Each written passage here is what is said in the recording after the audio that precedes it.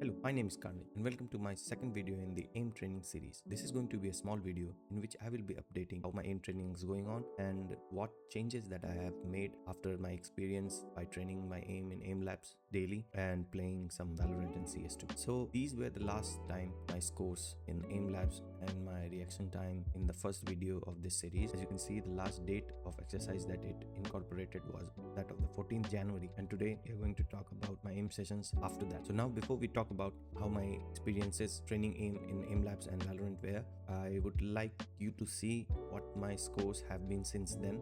It's not updated to my recent scores. Actually, it's from 15th of the January to the 24th of the January, and any changes or any updates related to my scores will be covered in my next video in this series, which I will be posting after a month of my aim training completes. So after seeing these scores, you might have realized that my scores, whether in reaction time or any of the routines in aim labs training, were not consistent. There are many ups and downs, like a roller coaster ride, and that's because I made certain changes based on what experiences that I had in aim labs and in Valorant itself. So now moving on to the changes or the experiences and updates that I made in my this aim training journey. So the first thing that I changed was I modified my grip. Earlier my grip used to be a simple grasp of the mouse, and I used to lay my fingers flat on the mouse and I would use to click. But soon I realized that that grip made the mouse skid a lot. My control over mouse on the mouse pad was not as strong as it should be because I was facing a lot of jitters despite I modified my sensitivity to my liking. So first thing that I did was I changed my grip. As you can see, this is my mouse, this is my G502. Earlier I used to just grasp mouse like this, and my grip would be something like this. On this side I would just keep my thumb in the groove that was made here, and on the opposite side I would just keep my fingers like this and just hold the mouse as softly as I could, and my fingers would lie like flat on those mouse buttons. But eventually I realized, as I said, that a lot of skidding and jittering were there, so I decided to change it to something to be a modified claw, in which I changed my clicking style, in which from this I went more like this.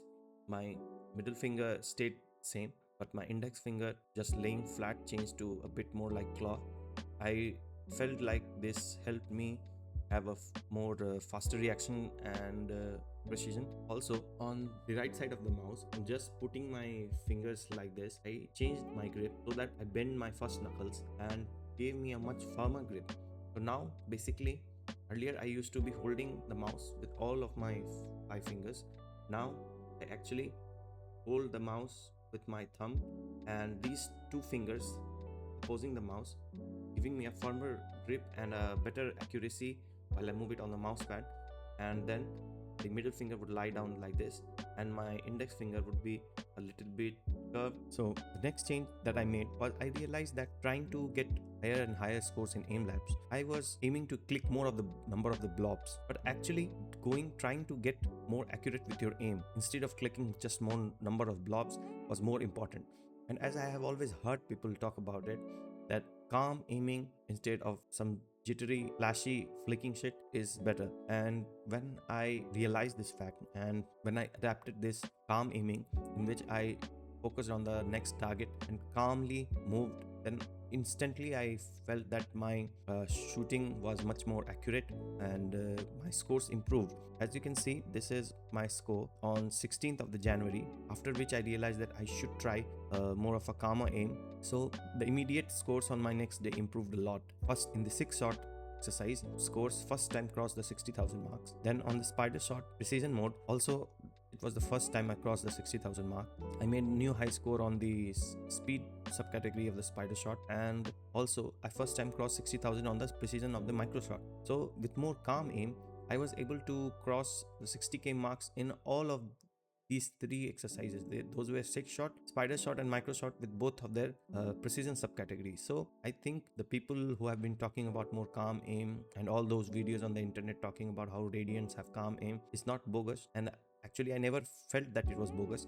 But people say no, when you try something on yourself, then you really realize what they are talking about and what it is, how beneficial it is. So this experience that I had, and the second change that I have made in my aiming. The third thing that I realized, that my scores were improving in aim labs, but my performance in Valorant was not great. There were 2 things that were bugging me, and the first of them was I was still finding a lot of jitter in my aim, and especially when I was trying to control the recoil.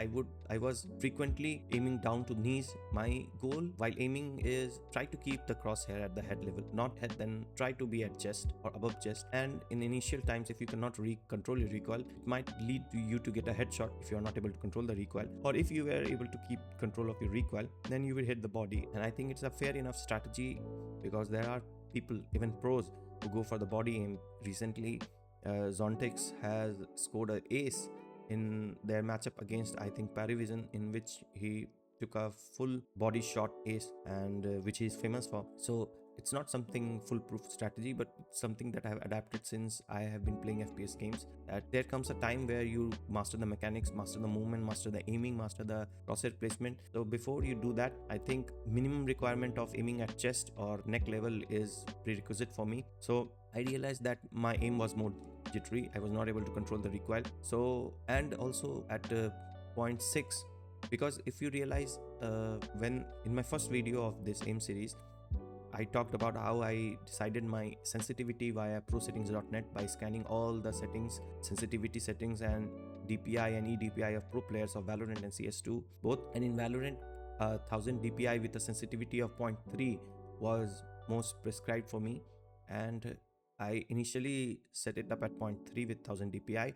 But in that video, I mentioned that how I felt it to be too slow, and I reverted back to my old settings of 0.6, which felt much more comfortable to me. But in this video, after that video, I realized that 0.6 was too fast, and I was regularly overshooting my flicks.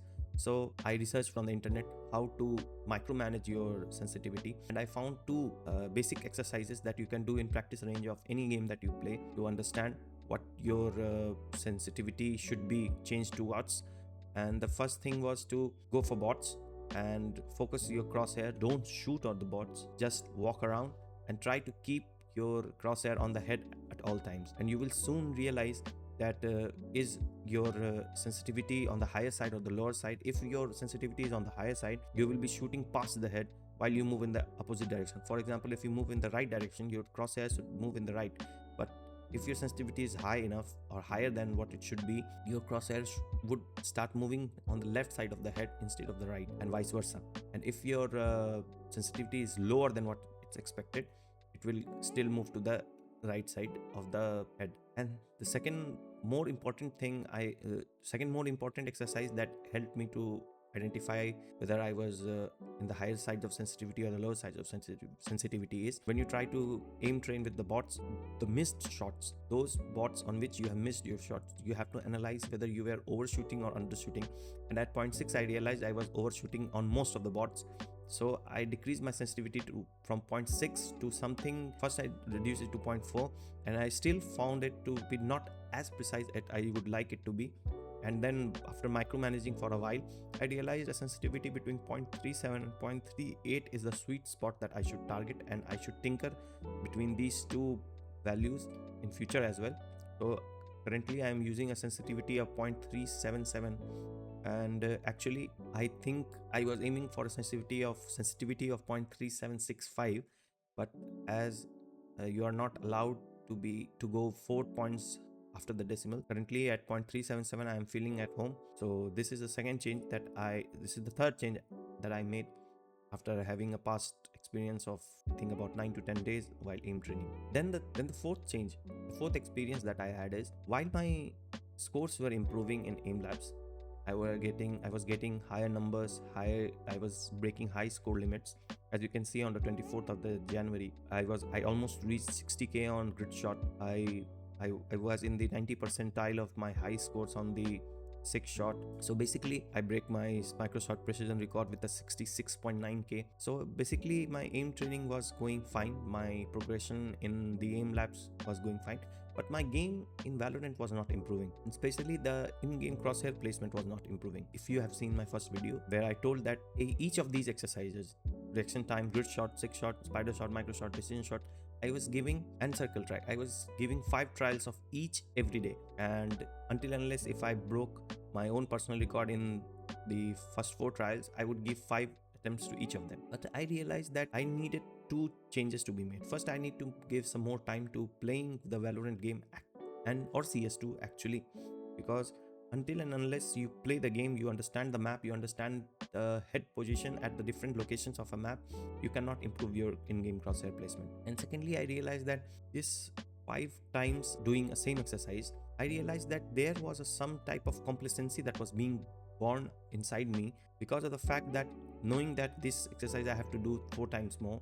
So my first and second trials were somewhat complacent, and I was not focusing. I was not.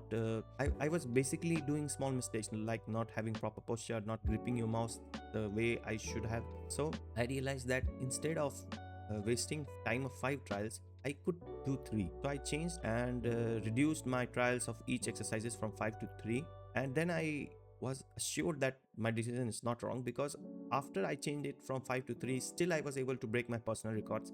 And the change of having less number of trials made me more focused and made me more adapted and ready for the first exercise than when I was doing them 5 times. So, and after this reduction in number of sets in all of these exercises helped me create some time, very small time, but that time I used and I started putting it more on small modes of the games, small time modes of the games, and eventually I found that my performance in Valorant has improved a bit. I would not say much, but I think I am performing a bit better than I used to perform when I was just doing aim labs and playing games. Instead of this time now, when I do aim labs and I do some aim training in Valorant and play some small modes on different maps. Now, this was all for the update video. After a month of this aim training, I will be updating more about what is the final standing after and what I learned after doing all of this. But I would love to have a suggestion from you. If you're watching, please tell me that what warm-up routine do you practice before you aim train in any third-party aiming software or any PS shooting game that you play. Because I found that the reduced number of times that I did of each exercises, the 2 that I reduced from 5 to 3, those 2 were actually working as a warm-up routine for me, and those warm-up helped me to beat or reach my personal high scores in the last 3 attempts. So after removing these 2, the one thing that I am missing in my aim training daily is a lack of a warm-up, a proper warm-up. So it could be either anything that you do in the game that you play, or any third-party aim software, or anything IRL that you do with your wrist. But please tell me what warm-up routines that you use, what warm-up exercises do you do, because the one thing that I feel is missing is a decent warm-up before even I do these exercises in the aim lab. So this is all for my update video. If you want to keep updated about this whole journey, subscribe down below, like this video if you stayed till now, and please comment down below any advice or any suggestions that you have for me. So